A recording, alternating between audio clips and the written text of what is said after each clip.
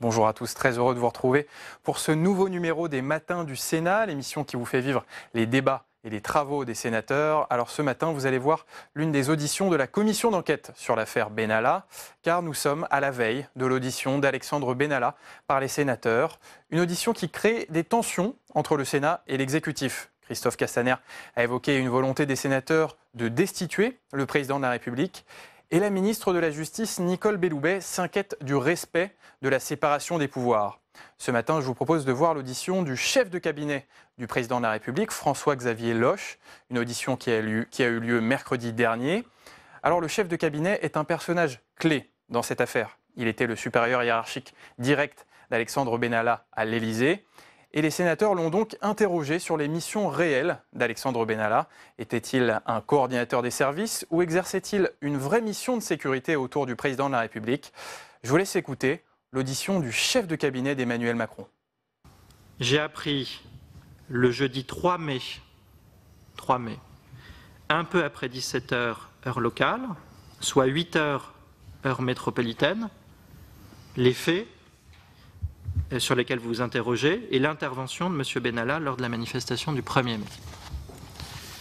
Je l'ai été par un contact avec mon directeur de cabinet, Patrick Stroda, un contact de routine. Il est de bon usage lorsque le président de la République arrive quelque part, de confirmer au directeur de cabinet que le déplacement va se réaliser dans de bonnes conditions. J'ai donc appelé Patrick Stroda qui m'a informé des faits que vous connaissez. Ce contact, je l'ai eu vers 21h. Très simplement, j'ai attendu d'être à la résidence du haut-commissaire pour le contacter. Il était donc 12h à l'heure métropolitaine. Monsieur Stroda m'a informé de ces faits et il m'a immédiatement informé également de la sanction qui a été prise. Sanction qui, je le dis fortement, traduisait la volonté qui était la sienne, et je crois qu'il vous l'a expliqué, de prendre au plus vite une mesure à l'encontre de M. Benalla condamnant ses agissements, et ceci évidemment sans attendre le retour en métropole du chef de cabinet et du président de la République. La sanction prise, à laquelle je ne pouvais que souscrire, mais à laquelle, je le dis fortement et pour les raisons que j'ai exposées, à laquelle je n'ai pas été associé en raison de mon déplacement, et j'y reviendrai si vous le voulez, était la suivante: une suspension de 15 jours, un écrit, une lettre dans le dossier administratif de l'intéressé indiquant qu'en cas de nouveau comportement fautif, il s'en suivra un licenciement, ce qui fut le cas, comme vous le savez, le 19 juillet. C'est également ce même soir, à peu près à la même heure, informé comme je l'ai été, que j'ai pris moi-même connaissance d'un extrait de la vidéo qui circulait sur les réseaux sociaux. Je veux vous dire qu'en voyant cette vidéo, j'ai été choqué. J'y ai vu à la fois une scène d'affrontement violent et de poursuite entre manifestants et forces de l'ordre, très confuse. Je vous prie d'imaginer les conditions dans lesquelles je l'ai vu en Nouvelle-Calédonie. Mais une scène d'intervention d'une personne qui est manifestement M. Benalla et qui, à l'évidence, a agi en dehors de ses fonctions à la présidence de la République. J'ai alors souhaité appeler M. Benalla immédiatement. Le premier contact téléphonique que j'ai eu avec lui, c'était juste après ce premier contact avec Patrick Stroda. Ce même soir, je l'ai fermement sermonné. Je lui ai indiqué, il a reconnu au cours de cette conversation sa présence sur les lieux de la manifestation. Il a été très clair sur le fait, et vous y reviendrez, qu'il ne m'a pas sollicité, moi, chef de cabinet, pour être sur ces lieux-là, mais je n'étais pas là. Il a donc sollicité le directeur de cabinet. Il a justifié, et je tiens à le dire, son comportement par sa volonté d'aider les policiers pris à partie par des manifestants violents, qui avaient, je le cite de mémoire, me dit-il, jeté des projectiles sur les forces de l'ordre.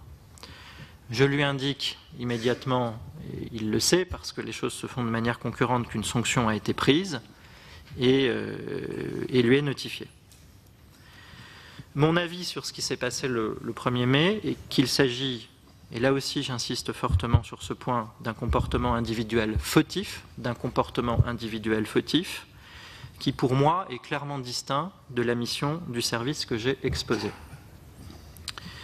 Je rappelle évidemment qu'une information judiciaire est ouverte sur ce cas d'espèce. Je veux rappeler également fortement qu'une sanction administrative a été prise immédiatement et j'en ai rappelé la chronologie. Il appartient désormais à la justice de notre pays d'établir les responsabilités des individus poursuivis. Pour ma part, dans le cadre de cette commission d'enquête, j'ai la volonté de répondre précisément et complètement à toutes vos questions, dans le respect des principes énoncés et avec la plus grande transparence. Le président de la République m'a autorisé à venir devant vous. Ce faisant, il souhaite contribuer, oui, j'ai bien dit autorisé. Ce faisant, il souhaite contribuer à la manifestation de la vérité. Mes chers collègues, seul M. Loche a la parole. Je vous prie de m'excuser. Il m'a néanmoins demandé de rappeler le cadre juridique dans lequel s'inscrit cette audition. Je dois veiller, et je sais que vous y êtes attaché, au principe de séparation des pouvoirs qui ne me permettra pas de répondre aux questions portant sur des faits donnant lieu à une information judiciaire et à celles portant sur l'organisation interne de la présidence de la République. Et je suis évidemment prêt à répondre à vos questions, Monsieur le Président, Mesdames et Messieurs les sénateurs. Monsieur le chef de cabinet, merci. Votre exposé était parfaitement clair et factuel. Et je suis certain que les membres de la commission l'ont apprécié. Mais reste un certain nombre de points à préciser. Par exemple, la sanction qui est prononcée. Vous faites état, pour faire court, d'une rétrogradation. Nous avons le texte de la sanction et lui ne le mentionne pas. Alors y a-t-il un document qui pose par écrit cette rétrogradation et par la suite, réellement, pouvez-vous nous assurer que lorsque M. Benalla a repris ses fonctions après la période de suspension, ce nouveau périmètre a été scrupuleusement respecté? Autant je vous ai expliqué que pour les raisons de ce déplacement en Nouvelle-Calédonie, je n'ai pas été associé à la prise de la sanction, dans le souhait de rapidité de la mise en œuvre de la suspension. Autant à mon retour, évidemment, j'ai discuté avec le directeur de cabinet, qui est mon autorité hiérarchique immédiatement supérieure, des nouvelles missions de M. Benalla. Vous avez tout à fait raison de rappeler qu'il y a à la fois une suspension administrative de 15 jours, et puis il y a une évolution de ces missions. C'est deux champs qui sont différents. Quant à la suspension, premièrement, et c'est un point qui a fait débat et je souhaite être tout à fait clair là-dessus, cette suspension, elle a été prise par le directeur de cabinet du président de la République, elle a été prise le 2 mai, elle a été notifiée le 3 mai, elle est entrée en application le 4 mai, et j'ai donc eu, c'est mon rôle de chef de cabinet, à vérifier que M. Benalla n'exerçait plus ses fonctions de chargé de mission pendant les 15 jours qui ont suivi cette suspension. Et je certifie devant cette commission que M. Benalla n'a pas eu à exercer ses fonctions de chargé de mission pendant ces 15 jours-là. En tous les cas, je ne lui ai donné aucune mission pendant ces 15 jours, je ne l'ai pas vu pendant ces 15 jours, et le seul moment où j'ai eu à nouveau à être en contact avec M. Benalla, après l'appel que j'ai cité en Nouvelle-Calédonie, c'est que je l'ai rappelé juste avant son retour au service, précisément le vendredi 18 mai au soir. Je lui ai indiqué, conformément à sa mesure de suspension, qu'il était attendu au service le 22 mai au matin. Ne pouvant le recevoir immédiatement ce jour-là, vous pouvez vérifier mon agenda parce que j'étais en mission préparatoire dans l'Ain à Ferney-Voltaire, je lui ai demandé à le voir le mercredi 23 mai à 9 h. Donc sur le premier point qui est la question de la suspension, je puis vous certifier que pendant ces 15 jours, du 4 mai au mardi 22 mai, M. Benalla n'a pas exercé ses fonctions de chargé de mission à l'Élysée et à mes côtés. Deuxième point, ce que vous appelez rétrogradation, en tous les cas évolution des missions. Et je crois que d'ailleurs que le mot est juste. En tous les cas, c'est comme ça que cela a été décidé et que l'intéressé l'a perçu, et je pense qu'il aura à vous le dire. Dès le moment venu du retour au service de M. Benalla, c'est-à-dire en fin de cette semaine qui se conclut par le 18 mai, j'ai eu à discuter avec le directeur de cabinet qui a décidé des nouvelles missions de M. Benalla. Eu égard à ce qui s'était passé, il était évident que M. Benalla ne pouvait plus avoir les mêmes fonctions. Nous avons donc décidé avec le directeur de cabinet de lui retirer ce qui fait le sel de la fonction d'un chef de cabinet ou de chef de cabinet adjoint ou d'un chargé de mission, qui est la préparation, l'organisation et la réalisation des déplacements officiels du président de la République. Dans les missions que j'ai citées, c'est celles qui sont les plus importantes. Et donc, M. Benalla, dès lors, n'a plus fait de mission préparatoire propre à l'organisation d'un déplacement officiel du président de la République et n'a plus accompagné en tant que chef de cabinet un déplacement du président de la République. Nous lui avons également demandé de se concentrer sur l'exercice de ses missions au Palais de l'Élysée. C'est, je tiens là aussi à le dire très fortement, une décision qui n'était pas facile à prendre pour le chef de service que je suis, parce que mes équipes sont petites. Donc très concrètement, il en découlait une charge plus importante de travail pour moi et mes adjoints. Et par ailleurs, je peux vous dire que lorsque j'ai reçu M. Benalla le 23 mai au matin, d'abord je l'ai à nouveau fermement sermonné pour ses actes, et je puis vous dire que la nature de notre échange fait que je pense qu'il a considéré que cette rétrogradation était également une réelle sanction et qu'il l'a très mal vécu, connaissant l'attachement qu'il avait pour la réalisation des missions qu'il perdait. Donc ces nouvelles missions, je lui ai notifié oralement ce matin-là, après un échange avec mes autorités hiérarchiques et après validation évidemment de ces nouvelles missions par le directeur de cabinet du président de la République qui est le gestionnaire des personnels à l'Élysée. Voilà ce que je puis vous dire. Je vous remercie. Je vais donner dans un instant la parole à nos deux rapporteurs. Moi, j'ai besoin que vous nous éclairiez sur une réflexion générale. Je vous donne un sentiment peut-être prématuré dans nos travaux, mais je m'interroge à tout le moins sur la pertinence de la sanction prononcée, si je comprends bien, en deux temps. C'est-à-dire que le 2 mai, c'est la mise à pied, et le 23 mai, ce que nous apprenons ce matin, c'est la décision que je qualifie, pour faire court, de rétrogradation. Mais est-ce qu'il n'est venu à l'esprit de personne, autour du chef de l'État, que devant la gravité des faits qui avaient été commis et dont vous avez eu connaissance très tôt, je parle au collectif, les collaborateurs du président, s'était exposé inutilement le président à un risque que de conserver dans l'équipe cet agent, et au demeurant, comme vous venez de nous le dire, en lui confiant des tâches qui impliquaient de le dessaisir d'un travail pour lequel vous n'aviez pas de remplaçant et pour lequel vous n'avez recruté à ce moment-là apparemment aucun nouveau collaborateur. Donc vous gardez dans l'équipe quelqu'un qui ne fait pas le travail pour lequel vous dites qu'il a été recruté il ne fait plus ce travail à partir du 23 mai, vous nous dites que ça vous a créé de l'embarras pour le fonctionnement de votre service. Vous avez un collaborateur du président de la République qui a un comportement qui, pour le moins, échappe à l'exigence d'exemplarité que le chef de l'État a lui-même posée, et vous le gardez quand même dans un emploi diminué. C'est une chose que je n'arrive pas à comprendre. Voilà.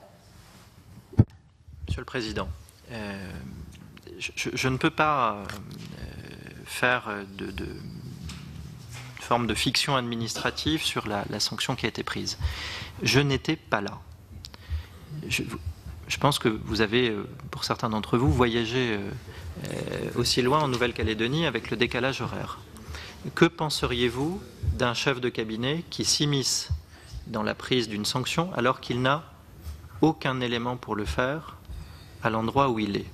Entendez bien, Monsieur Loche, je ne suis pas en train de vous faire un reproche, mais je voudrais qu'on arrive à réfléchir ensemble à ce qui est approprié. Oui, mais vous me permettrez de parler de mon cas personnel. Allez-y, si vous voulez, mais oui.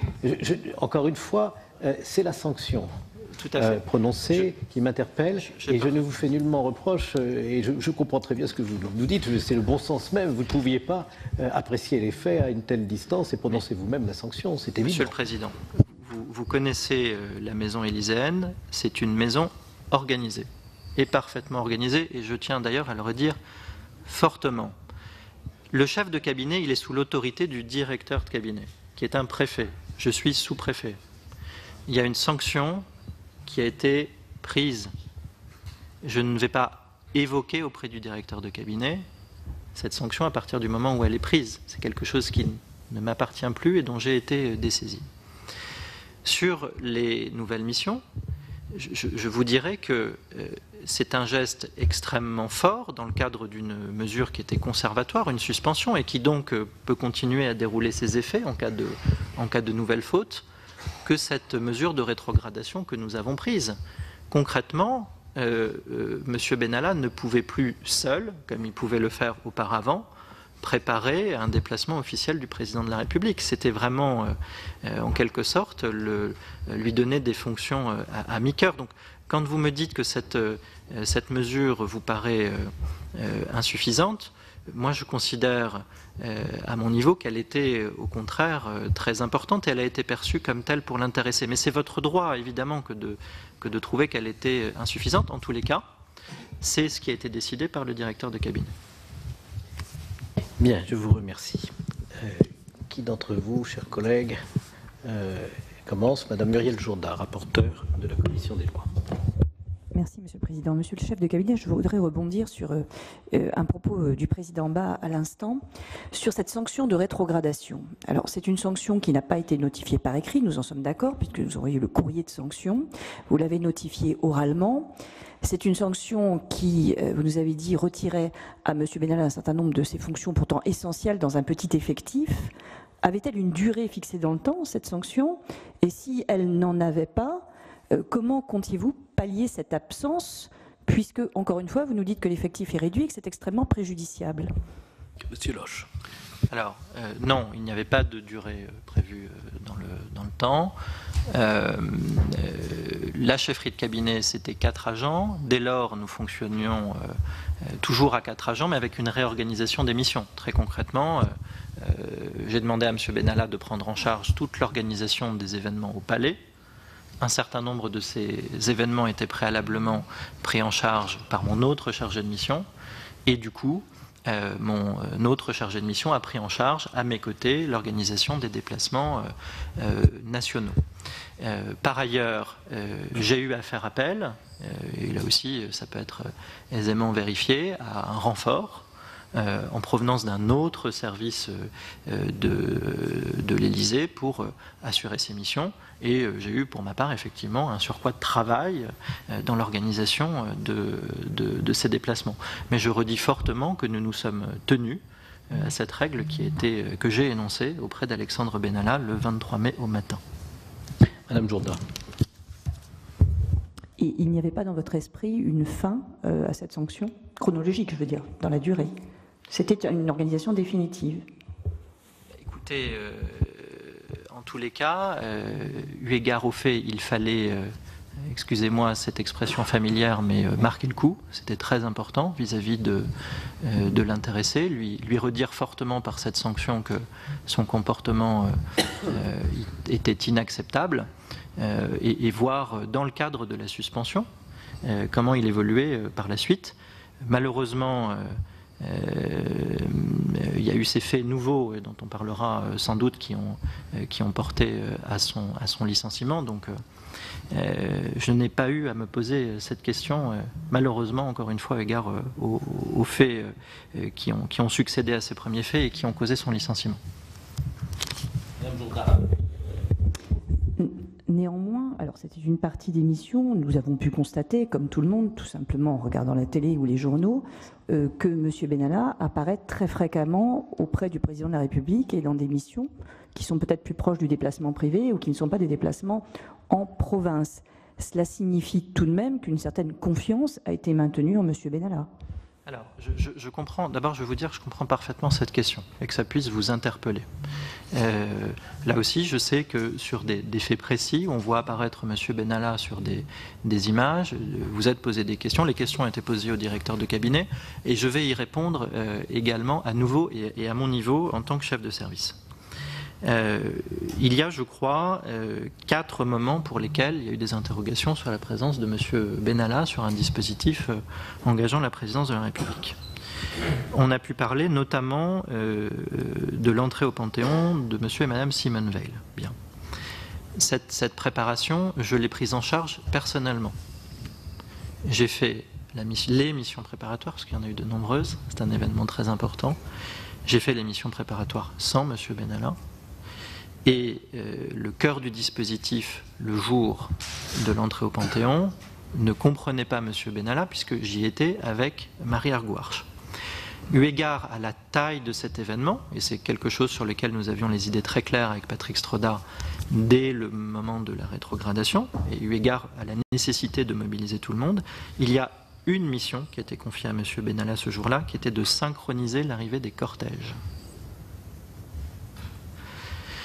Il n'a rien fait d'autre, pas participé à une mission préparatoire et n'était pas engagé dans le cœur du dispositif.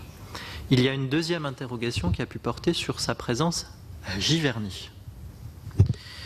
Giverny, je réalise 2 missions préparatoires à Giverny pour ce qui est alors un déplacement officiel et public du président de la République, puisque le président de la République avait prévu d'y accueillir le Premier ministre japonais.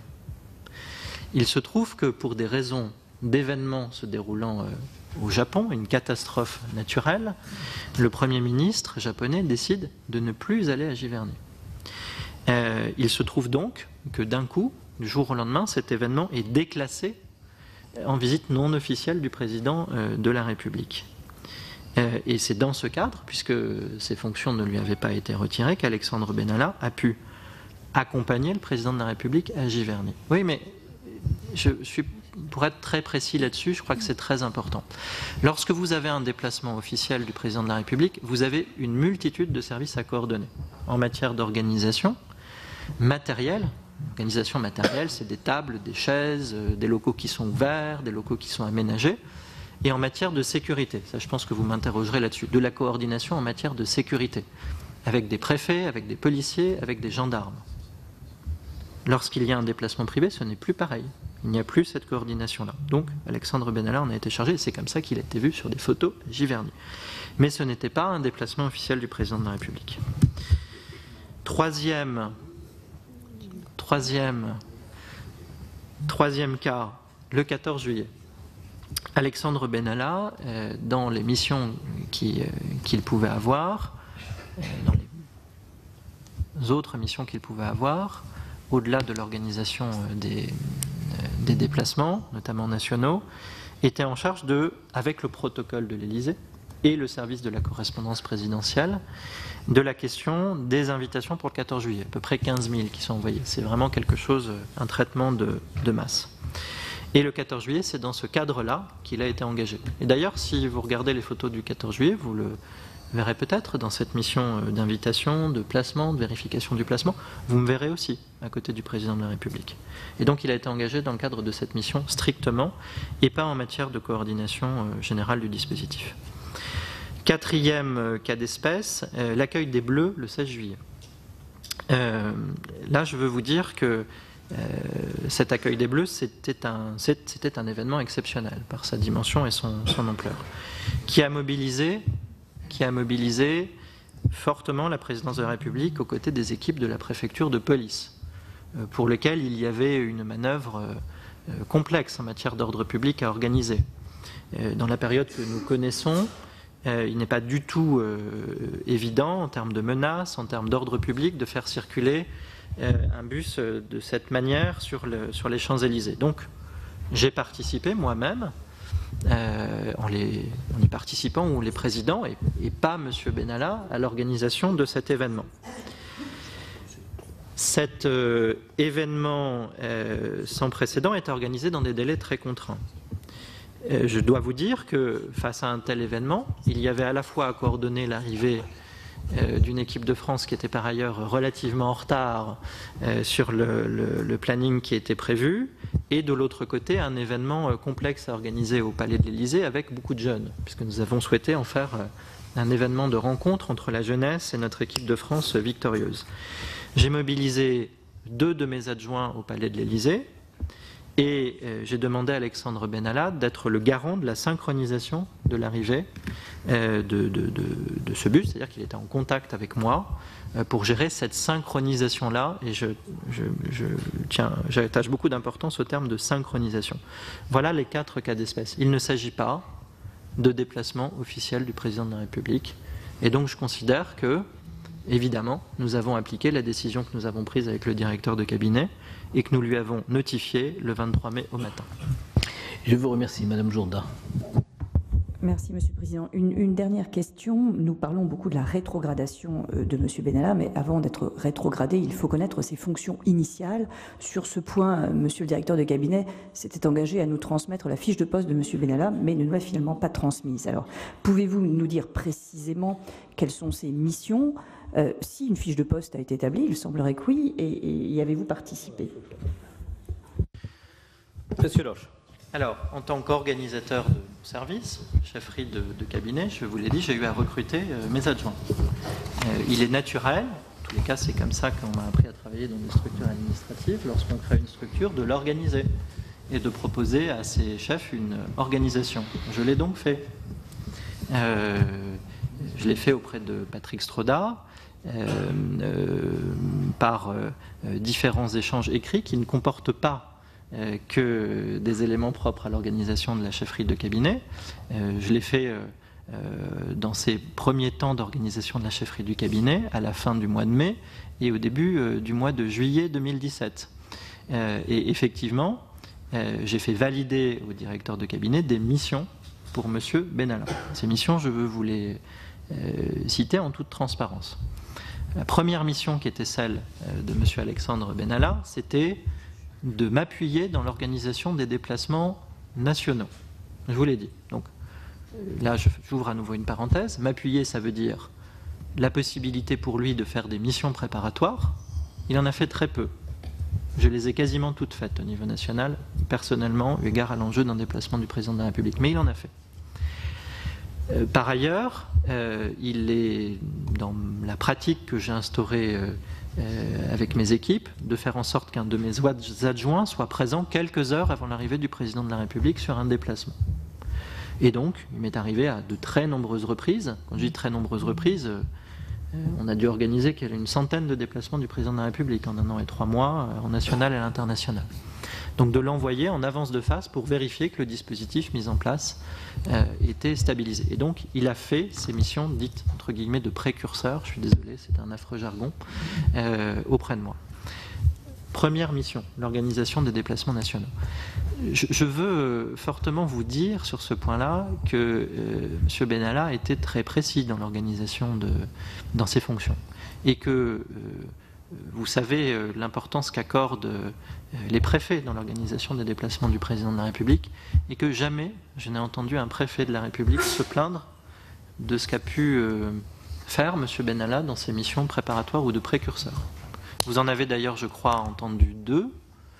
Je ne crois pas qu'ils aient pu dire quoi que ce soit sur le... Monsieur Loche, vous avez, dans d'autres circonstances, sur cette centaine de voyages, vous avez entendu des préfets se plaindre au chef de cabinet du président de la République du comportement d'autres collaborateurs? Pas du tout. Bon. Deuxièmement, peut-être que j'ai oublié une négation, mais donc je répète, Jamais aucun préfet de la République ne s'est plaint de M. Benalla dans l'organisation de ces déplacements. Et j'y reviendrai tout à l'heure parce que vous m'interrogerez certainement sur l'existence d'autres plaintes. Il n'y en a pas eu. Deuxièmement, comme les autres chargés de mission de l'Élysée, l'organisation des événements au Palais de l'Élysée. Ça va du rendez-vous à la réception mobilisant plus de 1200 invités. Donc il peut y avoir des très gros événements organisés au Palais de l'Élysée. Troisièmement, la coordination des deux services, la coordination, et c'est comme ça que nous l'avons voulu, sous l'autorité du directeur de cabinet, et donc pas la mienne, la coordination des deux services de sécurité de l'Élysée, le GSPR et le commandement militaire. En quoi consistait cette coordination? Parce que vous allez me poser la question. Très simplement, nous avons vu en arrivant au Palais de l'Élysée que deux services de sécurité se côtoyaient. Que sur des sujets qui n'ont rien à voir d'ailleurs avec l'exercice de prérogatives de sécurité, il y avait une meilleure coexistence à organiser entre eux, notamment sur les questions, je suis désolé, ce n'est pas sans doute pas ce que vous attendez, mais en tous les cas sur des choses très prosaïques telles que le parc automobile. Savoir comment faire en sorte, par exemple, pour que le parc automobile du GSPR soit rénové et rehaussé. Organiser la coexistence de ces deux services par rapport aux résidences du président de la République. Donc des choses très, très administratives et absolument pas en lien avec une immixtion de quelque nature que ce soit dans le commandement des deux chefs de service, que ce soit le chef du GSPR ou le général commandant militaire du palais. Voilà quelles étaient les missions d'Alexandre Benalla. J'y ajoute également, mais nous le faisions tous, également la préparation des déplacements non officiels du président de la République. Mais alors ça, c'est quelque chose qui fait, je crois, beaucoup parler, mais le président de la République, même lorsque son déplacement n'est pas médiatisé et qu'il se déplace, ça se prépare. Ça se prépare, et ça se prépare en termes d'organisation, en termes d'accueil. Je ne vais pas rentrer dans des détails, parce que je crois que je sortirai de mon rôle et du mandat qui m'a été donné. Mais un président, par exemple, ça ne se déplace pas seul, donc il faut organiser l'alimentation des personnes qui se déplacent avec lui. Quand il se déplace, il faut prévenir les personnes à l'endroit où il se déplace. C'est ça le rôle du chargé de mission, du chef de cabinet, dans la réalisation des déplacements non publics du président de la République. Donc il avait également ce rôle-là, et puis nous nous répartissions en fonction d'un tour que je décidais de ces missions-là. Voilà, donc ces fonctions, elles ont été extrêmement claires depuis le début, cadrées et arrêtées par mes soins sous l'autorité du directeur de cabinet. Je vous remercie, Monsieur Jean-Pierre Sueur. Merci, Monsieur le Président. Je voudrais faire une remarque préalable et vous poser 3 questions, Monsieur le chef de cabinet. Remarque préalable, comme Monsieur le secrétaire général de l'Élysée, Monsieur le directeur de cabinet, vous avez fait état de l'autorisation qui vous a été donnée par le président de la République.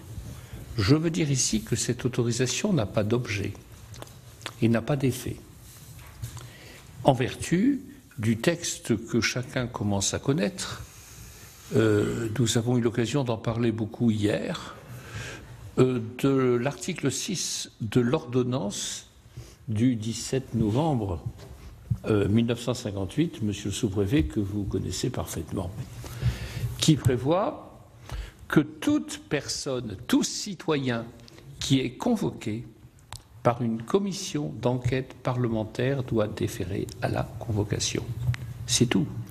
Nul n'est au-dessus des lois à cet égard. Nous devons le dire avec beaucoup de force. Tout citoyen, toute citoyenne doit venir. Pourquoi ?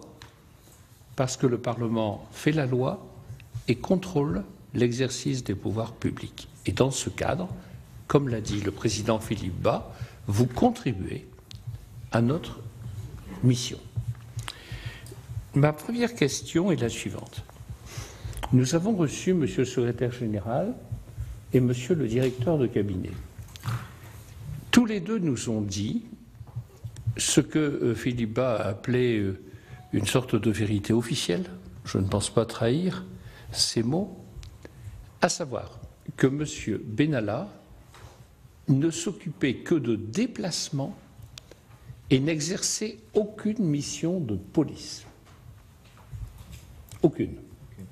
Or, nous avons ici le permis de port d'armes de M. Benalla, où je lis, considérant que M. Benalla est chargé d'une mission de police. Nous avons de multiples témoignages. Nous avons reçu 19 personnes. Nous avons lu les 3 interventions dans la presse et dans les médias de M. Benalla. Une fois que cela a été fait, est-ce que, sous serment, vous pouvez, monsieur le chef de cabinet, confirmer qu'à aucun moment, sous votre autorité, monsieur Benalla n'a exercé aucune mission de police, aucune, soit en substitution ou en complément, aux fonctionnaires et aux personnes chargées de la police. Et alors même qu'il a déclaré récemment, dans le journal du dimanche, qu'il était en opposition avec les conceptions du ministère de l'Intérieur, je cite.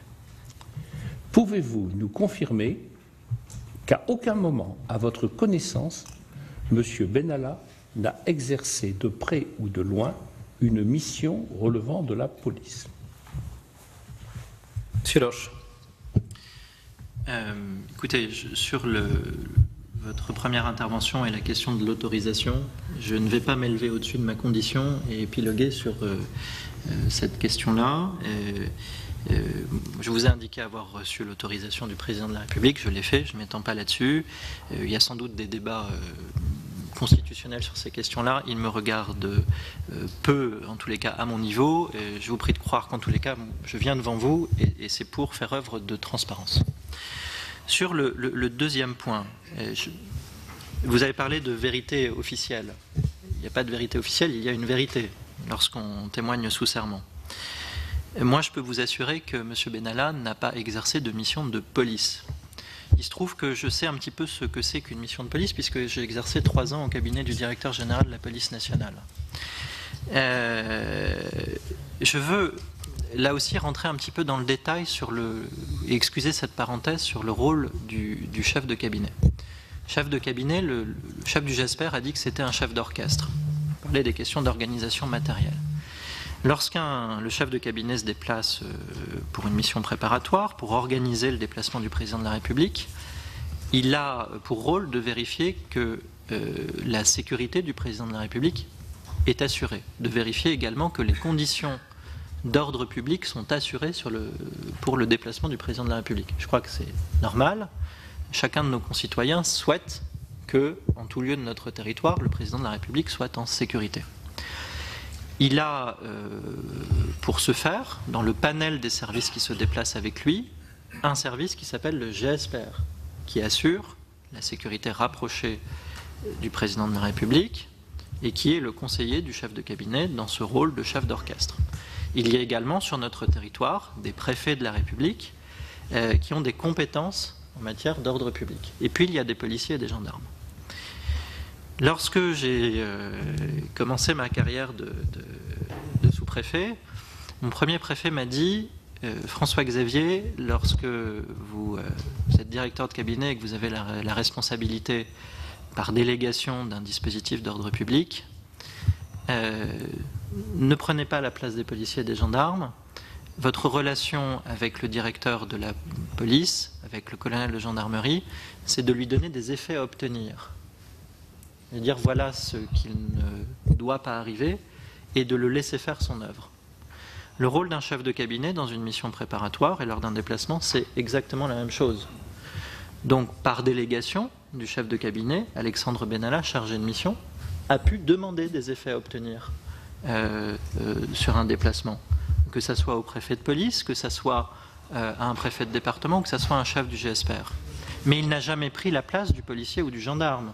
Et en ce sens, il n'a pas exercé de mission de police.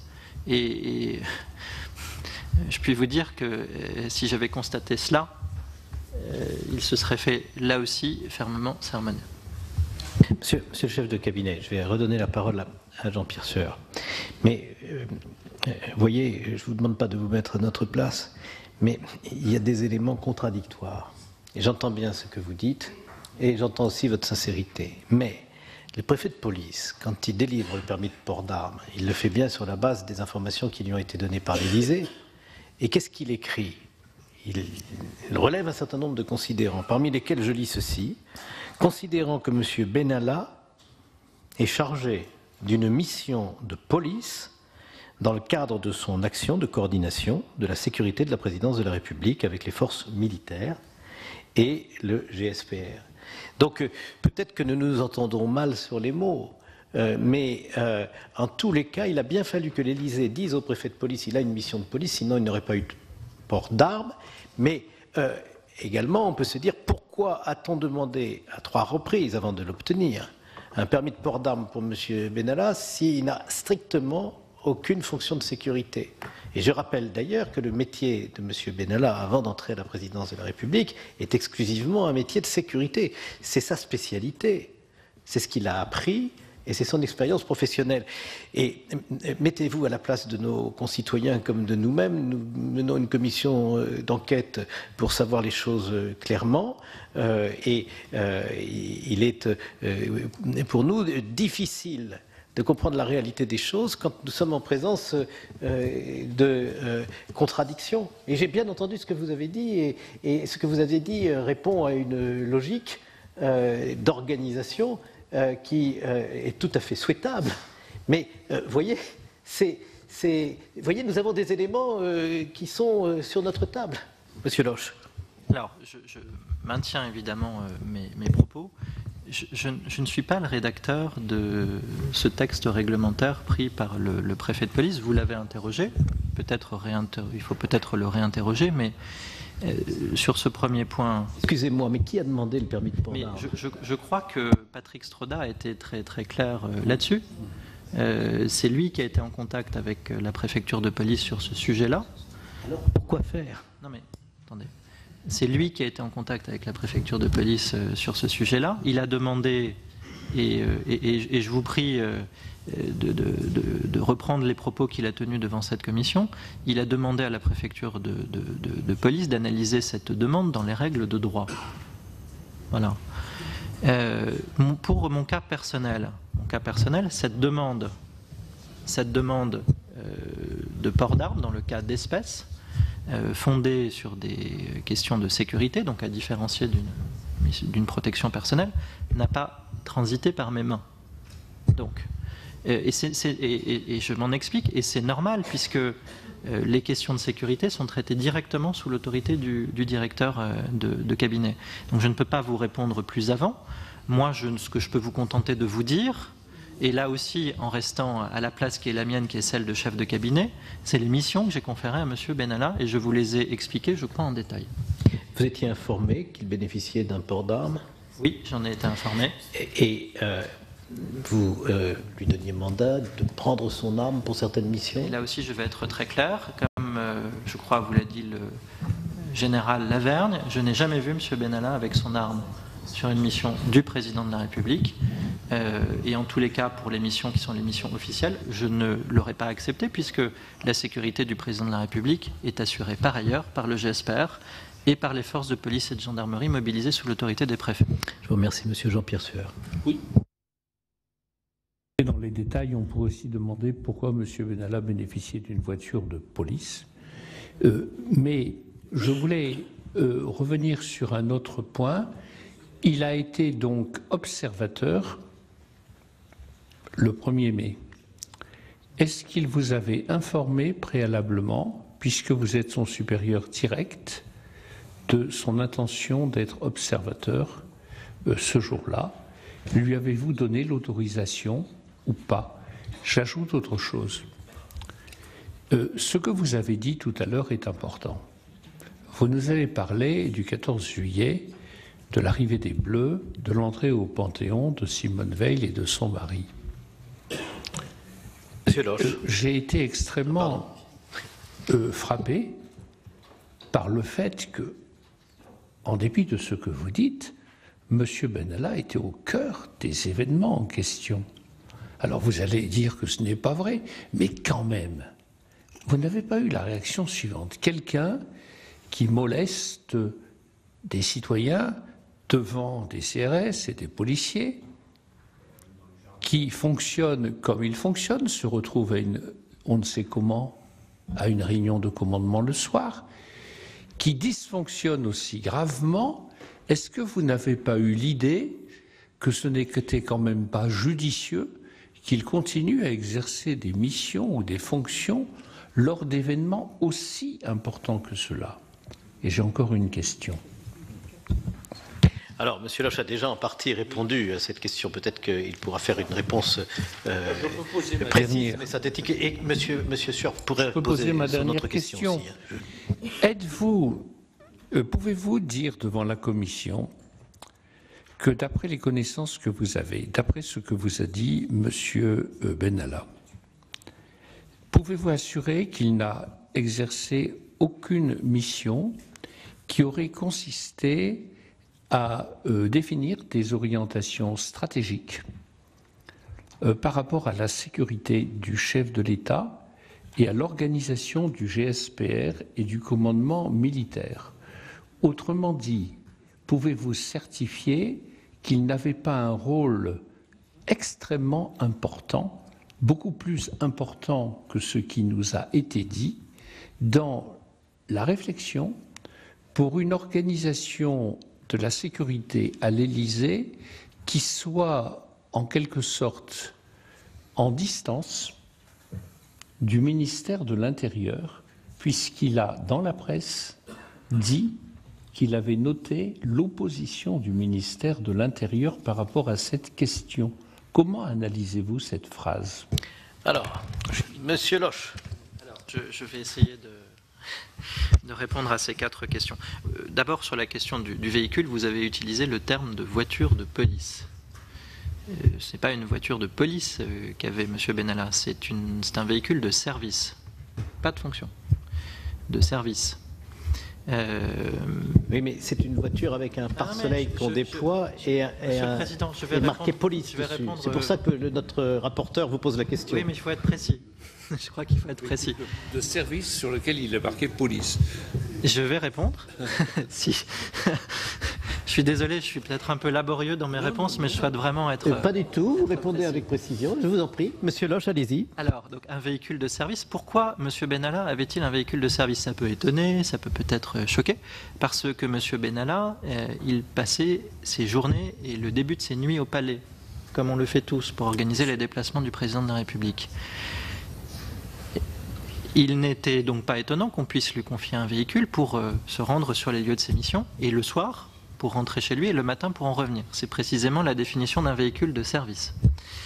Deuxièmement, sur les moyens lumineux et sur les avertisseurs sonores dont était doté le véhicule. Il se trouve que l'ensemble du parc de véhicules de l'Élysée est doté de ces moyens lumineux et sonores pour la simple et bonne raison que ces véhicules peuvent être intégrés dans des cortèges. Et vous savez que quand le président de la République circule en cortège, il fait usage de ces moyens lumineux, généralement pas sonores d'ailleurs, pour des raisons de protection du président de la République, de bonne circulation du cortège et de sécurité des autres automobilistes. Donc dire qu'il y a sur ce véhicule des moyens est une chose, c'est pas forcément pour cela qu'ils sont utilisés. Et s'ils le sont, ils doivent l'être dans des règles de sécurité que vous connaissez. Donc oui, à l'Élysée, il y a des véhicules avec ce type de moyens. Il me semble que c'est légal. C'est pas la seule institution à disposer de véhicules avec ce type de moyens. J'espère avoir répondu à la première question sur ce que vous appeliez la voiture de police, qui est donc un véhicule de service. Sur la question d'une éventuelle autorisation de ma part pour qu'il soit observateur. Non, il ne me l'a pas demandé. Alors là aussi, ça peut vous étonner puisque je suis son supérieur hiérarchique direct. Sauf que son supérieur hiérarchique direct, au moment où il visiblement a cette proposition d'aller sur un dispositif d'observation, son supérieur hiérarchique direct est en Nouvelle-Calédonie. Et il se trouve que nous avons la pratique bonne bonne, il me semble, à la chefferie de cabinet, tous les matins de la semaine, parfois même le week-end, vers 7h45, d'aller faire le point avec Patrick Stroda, directeur de cabinet, sur nos missions de la journée et de la semaine. Et donc je dis à Patrick Stroda, ben voilà, on prépare telle visite, la visite qui va avoir lieu, elle se passe bien. Et c'est donc dans ces conditions-là que M. Benalla a demandé l'autorisation. Je n'y étais pas, j'étais en Nouvelle-Calédonie. Et cette autorisation, elle a été régulièrement demandée au directeur de cabinet. Voilà. Alors sur ce point-là également, j'aime pas du tout ça, j'appelle ça de la fiction administrative, mais comment aurais-je réagi s'il me l'avait demandé ? Vraisemblablement positivement en l'y autorisant, puisque je vous ai dit que dans nos missions de coordination, on avait à connaître des sujets d'ordre public, enfin de stratégie, pas d'application de l'ordre public. Évidemment, cette autorisation aurait été accompagnée d'une stricte limitation au rôle d'observateur, et évidemment, j'eusse espéré, dans ce cas, que M. Benalla soit accompagné et qu'on le limite à ses fonctions. Merci. Accompagné et limité à ses fonctions d'observateur, ce qui malheureusement n'a pas été le cas. Donc, je ne. Merci pour ce rappel, Monsieur le Sénateur. Donc, je n'ai pas. Monsieur Sueur a été professeur de linguistique. On peut s'en remettre à lui sur toutes ces questions et sur beaucoup d'autres. Merci. Monsieur le chef de cabinet, ne vous laissez surtout pas interrompre. Je ne me laisse pas interrompre. Je crois que, mais je crois que sur les nouvelles missions, j'ai amplement répondu. Sur la question que vous posez de la capacité de M. Benalla de donner des orientations stratégiques sur le futur service en charge de la sécurité de l'Élysée. Là aussi, je vais vous peut-être énoncer des choses simples, mais qui sont celles que je vis. Il y a actuellement 2 services en charge de la sécurité à l'Élysée. Le GSPR, que vous connaissez maintenant parfaitement, le commandement militaire. Ils ont à leur tête 2 généraux. Je ne peux pas imaginer qu'on puisse penser que 2 généraux laissent un chargé de mission, comme M. Benalla, rentrer dans leur organisation interne et commander à leur place. Ce n'est absolument pas le cas. Ça ne l'était pas. Ils étaient les chefs des services, les organisateurs des services. Et ils l'ont toujours été. J'ai entendu dire également, entendu parler d'une milice privée à l'Élysée. Ce n'est absolument pas le cas. J'ai dit j'ai entendu parler. Mais je sais, mais je me permets de le dire fortement. Je passe mes journées avec les hommes et les femmes valeureux et valeureuses du GSPR à faire des missions préparatoires. Je les connais tous. Je connais tous les chefs de mission du GSPR. J'ai passé 3 ans à la DGPN. Je n'ai vu que des policiers et des gendarmes. Que des policiers et des gendarmes qui exercent leur mission conformément à leur fonction dans notre République. Et j'ai vu 2 chefs qui commandent leur service. Alors, sur la réflexion de la direction de la sécurité, qu'est-ce qui motive cette réflexion actuellement au sein de l'Élysée ? C'est, et d'ailleurs la Cour des comptes a pu, dans ses différents rapports, nous en faire observation, c'est la coexistence de 2 services qui... Là, désolé, mais là aussi je vais rentrer dans des considérations d'intendance et budgétaires qui utilisent quasiment les mêmes moyens, qui ont un commandement différent et pour lesquels il faut donner des synergies dans un objectif d'économie. C'est cela et rien de plus. Il va de soi qu'évidemment, dans ce qui est projeté, la sécurité du président de la République est toujours exercée par des policiers et des gendarmes, qui seront toujours formés par le ministère de l'Intérieur et toujours en lien avec le ministère de l'Intérieur. Il n'y a jamais eu aucun souhait de se soustraire à cela. Mais je vous le dis comme une profonde évidence et avec le cœur. Merci, monsieur le chef de cabinet. Alors, monsieur Sueur, vous avez terminé avec les questions que vous vouliez poser. Mes chers collègues, vous êtes 12.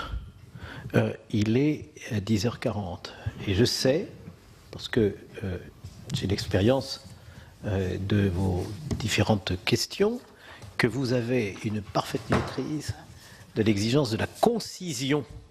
Parce que si on n'est pas concis, nous allons procéder à l'audition suivante avec un retard énorme et ça ne serait pas correct. Donc, vous avez droit, comme nous l'avons fait jusqu'à présent, au maximum à 1 minute. Je vous supplie humblement de respecter cette règle. De toute façon, une question, oui, mais là, vous avez droit à 1 minute, mais je sais que vous savez le faire, et c'est la raison pour laquelle je me permets de vous rappeler cette règle, étant entendu, je le redis, qu'une question n'est pas une prise de position, mais c'est une question, pardon de cette tautologie. Alors, Madame Benbassa, vous avez un privilège, vous serez première. Merci, Monsieur le Président. Monsieur le chef de cabinet, vous dites que Monsieur Benalla n'avait aucune mission de police.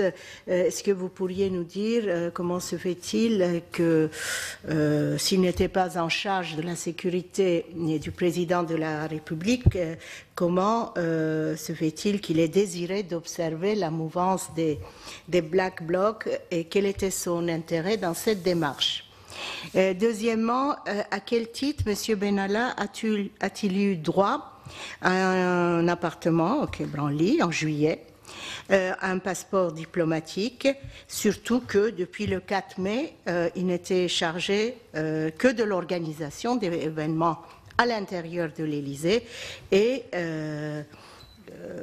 des déplacements privés du président. Par ailleurs, me semble-t-il qu'aucun chargé de mission de l'Élysée ne bénéficie de tels avantages. Je ne sais pas si Monsieur le Président a reçu déjà les documents qui m'interpellent.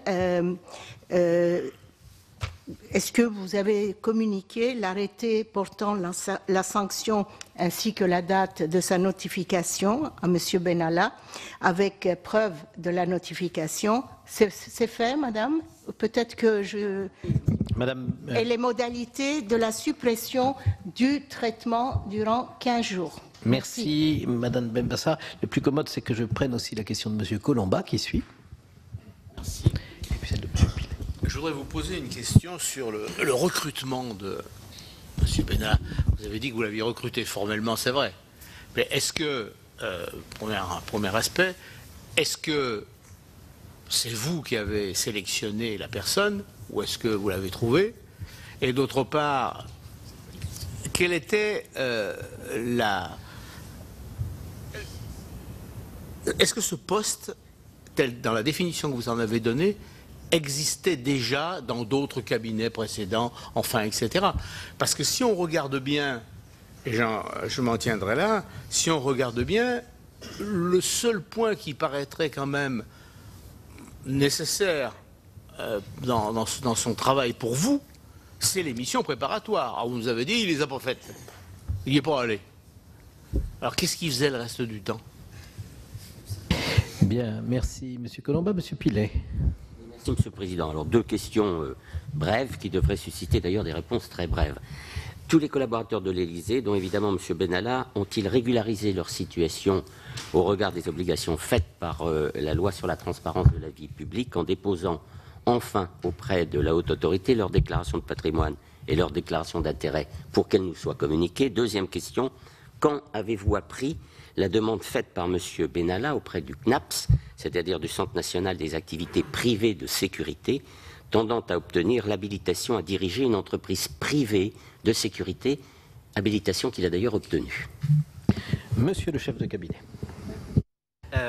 Écoutez, concernant la question de Madame la sénatrice sur l'intérêt à aller, je pense avoir répondu. En tant que chef d'orchestre sur les déplacements du président de la République, nous avons à connaître en lien avec les préfets les considérations d'ordre public, sans évidemment nous immiscer dans le commandement des forces de police. Il était à mon sens donc pas totalement inutile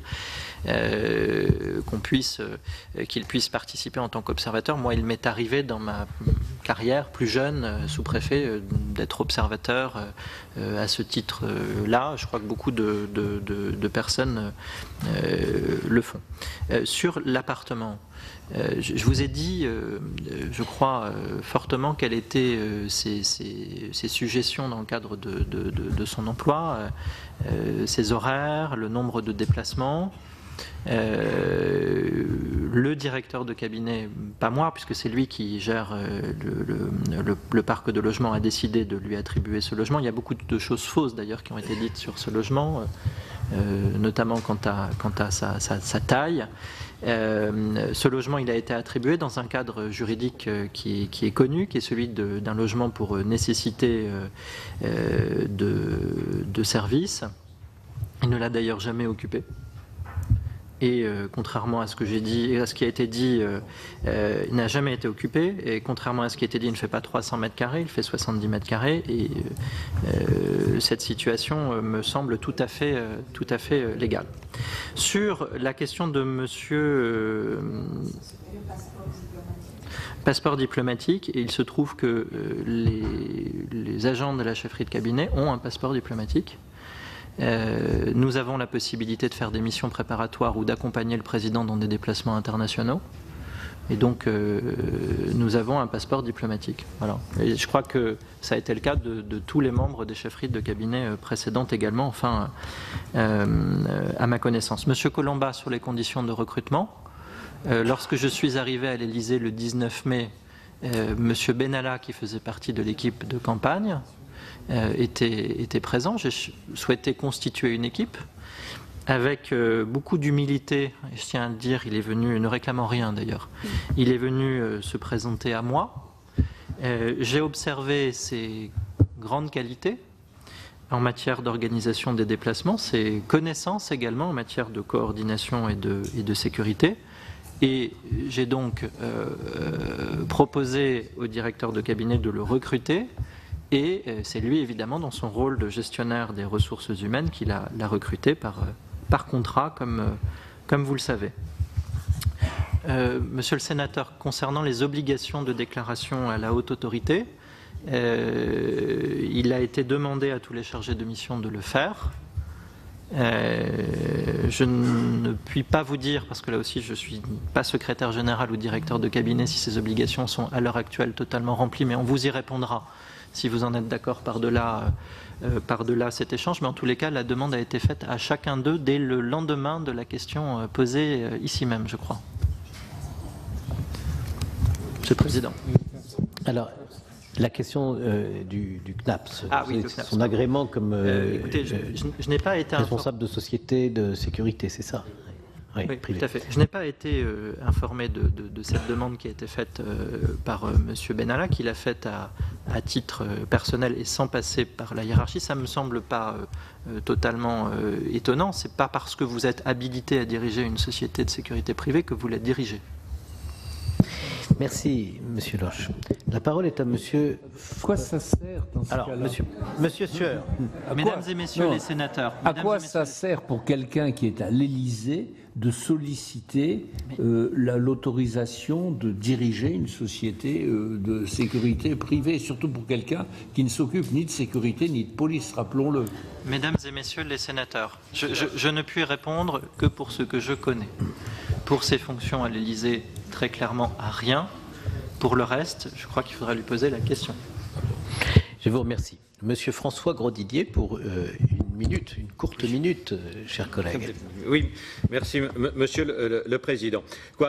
On note toujours les mêmes contradictions entre ce que vous nous dites et vous répétez les éléments de langage que nous avions déjà entendus, donc contradiction avec les déclarations des syndicats de police que vous avez jugées fantaisistes, mais aussi avec les déclarations de Monsieur Benalla lui-même. Parce que M. Benalla lui-même, à TF1 le 27 juillet, ne contestait nullement s'occuper notamment de la réorganisation du service de protection, en disant même qu'il avait le ministère de l'Intérieur contre lui. Vous nous dites aussi, comme d'autres, qu'il n'avait aucun problème relationnel avec personne. Or, il nous dit exactement le contraire, puisqu'il dit même qu'il était considéré comme un extraterrestre. Je suis l'extraterrestre de la bande et ça fait chier beaucoup de gens, nous dit-il. Bon, alors c'est étonnant parce que personne n'a remarqué. Est-ce qu'il est complètement paranoïaque pour avoir ce type de sentiment et ce type de déclaration déclaration pour que personne, à l'Élysée ait pu le remarquer. Alors, c'est vous-même qui dites l'avoir recruté. Le directeur de cabinet nous avait dit que c'était lui. D'habitude, on se refile les patates chaudes, vous la revendiquez tous les deux. Dans son CV, ses références étaient exclusivement liées à la sécurité. Il n'y a pas qu'habilitation Octap, il y a tout et aucune autre expérience. Alors, je voudrais savoir sur quels critères, strictement, vous avez décidé sur le recrutement, parce que la question vous a été posée, je crois que vous avez imparfaitement oui, voilà, je pense que la question est posée. Je termine. Une dernière question. Son traitement serait de 6 000 €, a-t-on appris. C'est vu hier soir à la télé que c'était autant que le directeur de Mediapart et un peu plus qu'un parlementaire. Mais ma question, c'est est-ce que sa rémunération se limite strictement à cela? Est-ce qu'il n'y a pas des primes ou d'autres rémunérations qui n'apparaissent pas sur les fiches de paye et qui sont autres? Voilà. Bien, la question est claire. Je vais prendre d'autres questions pour les grouper. Nous allons demander celle de Madame Lerpier. 1 minute. Oui, monsieur le chef de cabinet. Moi, il y a un petit point qui m'étonne. Vous avez dit tout à l'heure avoir vu tout de suite la vidéo privée qui circulait sur les réseaux sociaux. Quand on sait qu'il y a beaucoup d'enregistrements vidéo autour d'un lieu où il y a risque d'ordre public, et là, en l'occurrence, il y avait le cas. Je me dis, heureusement qu'il y avait cet enregistrement privé. Auriez-vous été informé, vu que vous étiez à l'étranger, s'il n'y avait pas eu justement cette circulation sur les réseaux sociaux, est-ce que vous auriez pris les mêmes mesures si on n'avait pas tous été mis au courant de cet état de fait? Ça m'interpelle, parce que vous êtes son supérieur hiérarchique. Auriez-vous été au courant aussi vite et aussi bien si il n'y avait pas eu cette circulation sur les réseaux sociaux? Merci beaucoup. Madame Delattre. Une minute également. Président. Monsieur le chef de cabinet, comme vous le constatez, vous voyez que le Sénat cherche sereinement à comprendre le fonctionnement, ou plutôt les dysfonctionnements de l'État pour vous faire des propositions, et en l'espèce sur la sécurité de l'Élysée. Et l'intéressé lui-même médiatise énormément son affaire et du coup nous donne beaucoup de matière. Nous avons énormément de matière de la part des médias et nous voyons beaucoup de photos. Et sur certaines d'entre elles, nous voyons M. Benalla assurer la sécurité de Mme Brigitte Macron. Vous ne l'avez pas cité dans ces missions. Est-ce que cela fait l'objet d'un autre contrat? Est-ce que vous pouvez nous éclairer sur ce point précis? Et nous allons prendre une dernière question pour cette salle avec le président Caner. Oui, merci, Monsieur le Président. Tout d'abord, merci, Monsieur Loche, de reconnaître par votre présence la légitimité de notre commission. Rassurez-vous, je ne demande pas de réagir aux propos de votre ancien collaborateur, mais qui témoigne quand même d'une certaine forme de fougue en termes de caractère. Et ma question vise, tout d'abord, en première question, vise justement à ce caractère qui manifestement aujourd'hui se dévoile complètement, y compris par rapport aux médias. Avez-vous eu pendant l'année avant son licenciement des craintes, des réserves ou des remarques qui avaient pu être portées sur son comportement à l'intérieur de l'Élysée? Deuxième question, vous avez parlé de précurseurs dans le cadre de ces missions de préparation des déplacements du président de la République.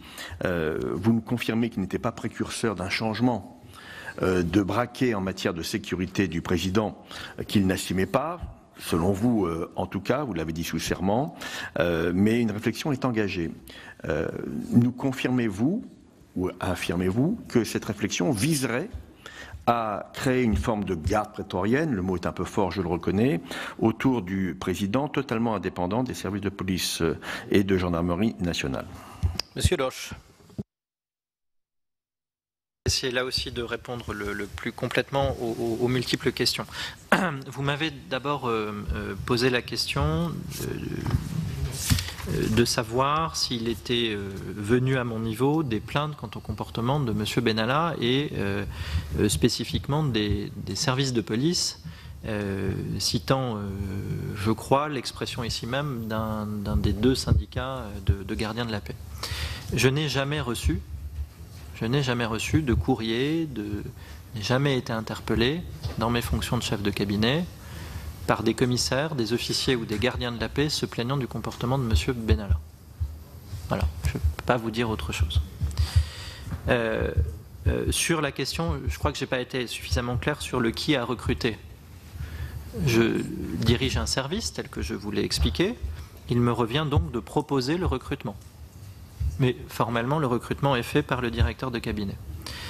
Je ne m'exprimerai pas sur le bulletin de salaire qui a pu paraître hier de M. Benalla. Je trouve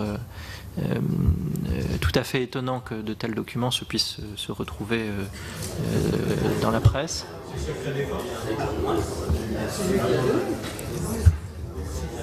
Monsieur Loche, vous avez seul la parole. Voilà, je crois pouvoir vous dire que M. Stroda n'a pas souhaité répondre sur la rémunération de M.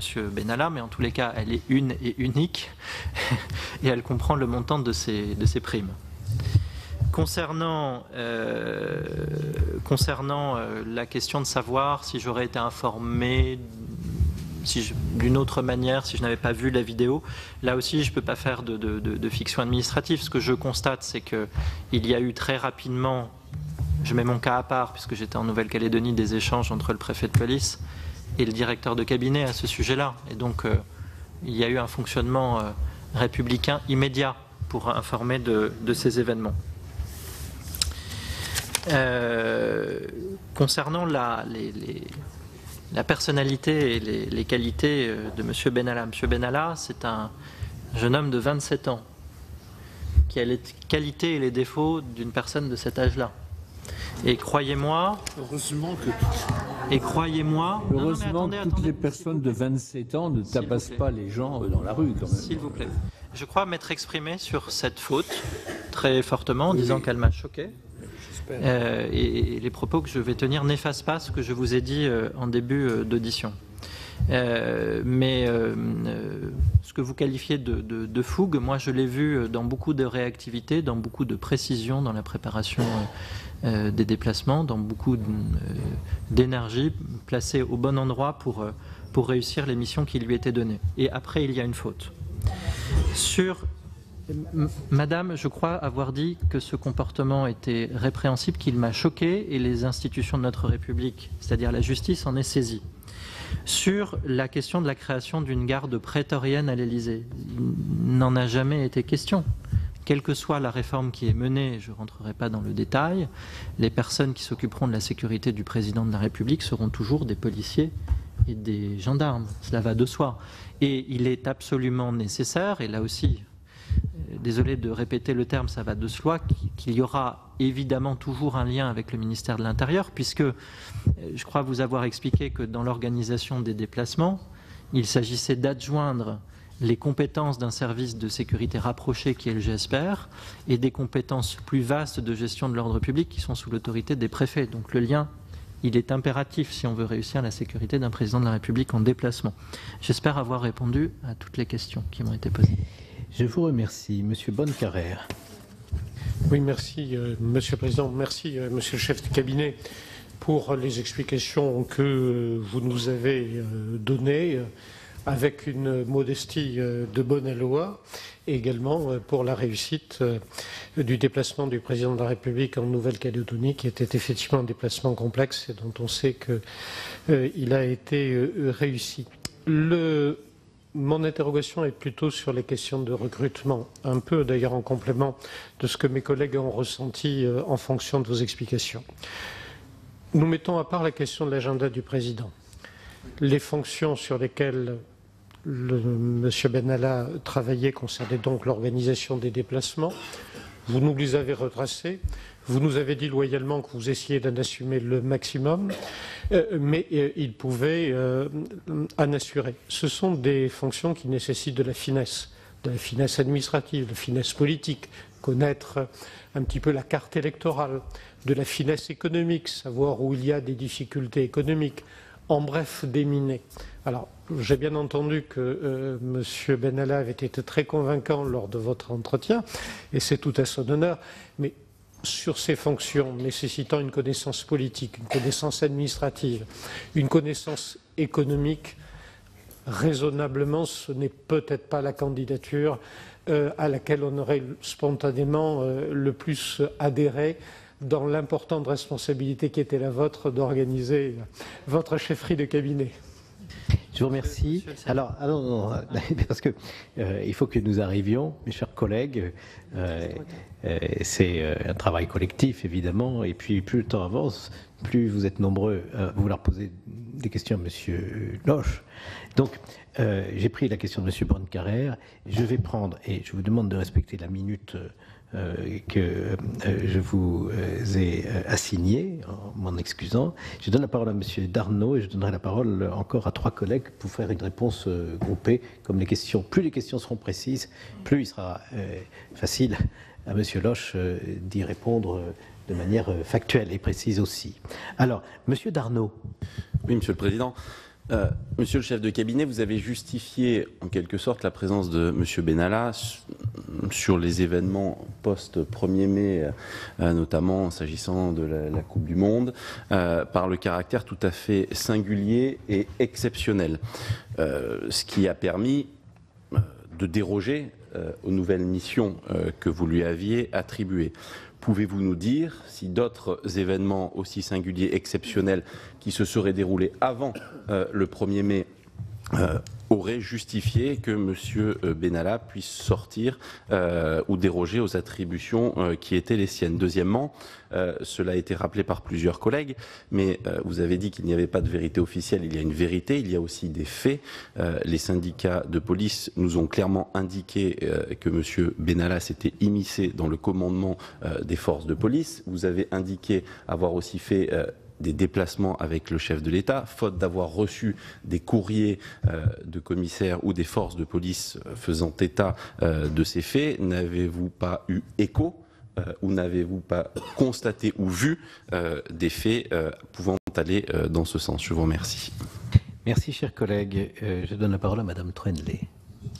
Merci, Monsieur le Président, Monsieur le chef de cabinet. Très rapidement, je reviens sur un sujet qui a été évoqué à plusieurs reprises, qui est le profil et les compétences de Monsieur Benalla qui vous ont conduit. Vous l'avez dit en début de propos introductifs que vous aviez droit, vous avez été autorisé à constituer une équipe extrêmement restreinte, donc il vous fallait une task force, si je puis m'exprimer ainsi. Et vous avez porté votre choix au niveau du recrutement sur Monsieur Benalla. Donc apparemment, pas de diplôme particulier, sinon des compétences, etc. Quel est le profil de l'autre chargé de mission?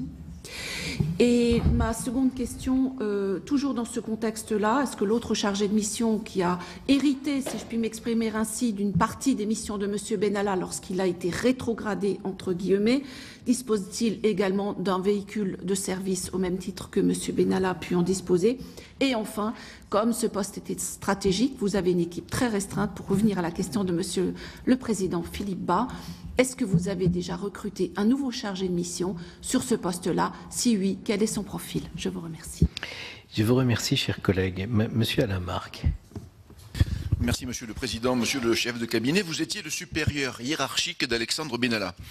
Vous aviez connaissance de son autorisation obtenue du port d'armes, cela a été dit tout à l'heure, et vous avez dit ceci. On n'a jamais constaté qu'il portait une arme pendant ses missions. Cela signifie simplement qu'il s'affranchissait de tout lien hiérarchique par rapport à vous, puisque vous auriez dû, me semble-t-il, vous étiez son supérieur hiérarchique, lui dire qu'il ne devait pas porter d'armes, et non pas le constater a posteriori. Du moins, c'est ce que vous nous avez laissé entendre tout à l'heure. Aussi, pouvez-vous nous dire, vous qui êtes sous serment, que vous n'avez jamais reçu d'ordre d'instance supérieure de laisser à M. Benalla une certaine latitude, voire d'exercer des missions que vous n'auriez pas définies vous-même? Merci, chers collègues. Madame Marie Mercier. Merci, Monsieur le Président. J'aimerais compléter un peu la question de mes collègues en ce qui concerne votre chefferie de cabinet que vous avez organisée vous-même. Vous avez donc 4 personnes chargées de mission qui a le grade de sous-préfet plus Monsieur Benalla. Pouvez-vous nous préciser la procédure de recrutement puisqu'il a été recruté par Monsieur Stroda? Y a-t-il eu une annonce de passé? y a-t-il une sorte de concurrence avec d'autres candidats ou a-t-il été recruté par une forme de cooptation? Je vous remercie, chers collègues. Madame de La Gontrie. Merci, Président. Deux questions. Depuis le début des travaux de cette commission d'enquête et depuis d'ailleurs le début de votre audition, on ressent toujours avec un peu de malaise un certain flou sur les personnes qui donnent les ordres, sur les personnes auprès de qui M. Benalla doit rendre des comptes, demander des autorisations, puisque on a une succession d'intervenants qui nous expliquent que ce n'est pas moi, je n'étais pas là, je n'étais pas au courant. Vous avez détaillé votre fonction avec précision. Vous êtes son supérieur hiérarchique. Pouvez-vous nous indiquer pour quel motif, ayant pris connaissance des faits reprochés aujourd'hui à Alexandre Benalla, si, et dans le cas négatif, pourquoi vous n'avez pas considéré que cela relevait de vos obligations de l'article 40 du Code de procédure pénale? Le deuxième point, c'est sur le flou, encore une fois, et sur l'informalité, ce n'est pas un mot français, de la façon de travailler de l'Élysée apparemment. Les sanctions ne sont pas écrites, les missions ne sont pas décrites, et donc on est un petit peu mal à l'aise. Pour autant, le président de la République a annoncé hier, ça tombe bien, la nomination d'un directeur général des services.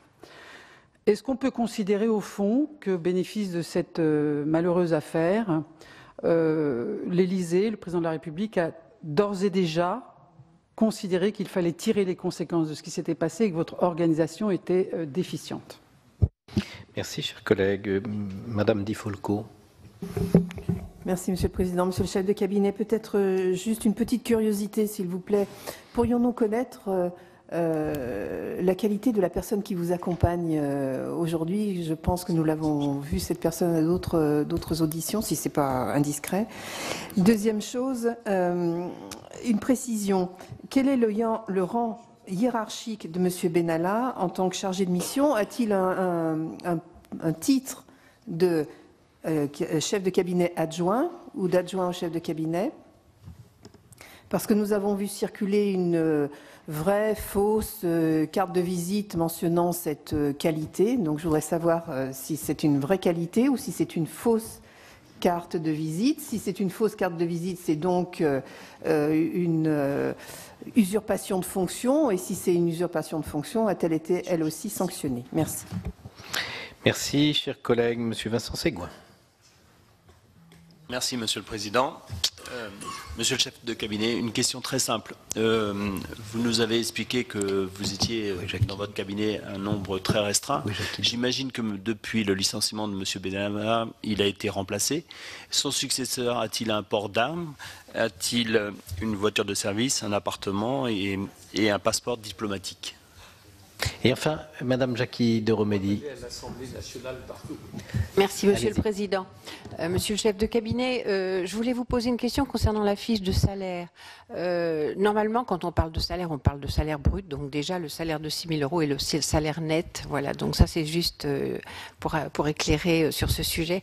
Et l'autre question, c'est concernant les avantages en nature. Normalement, ils doivent figurer sur les fiches de salaire. Enfin, ancien chef d'entreprise, nous devons faire figurer cette mention parce qu'on doit payer des charges sur ces montants et ils doivent aussi figurer dans les déclarations d'impôts.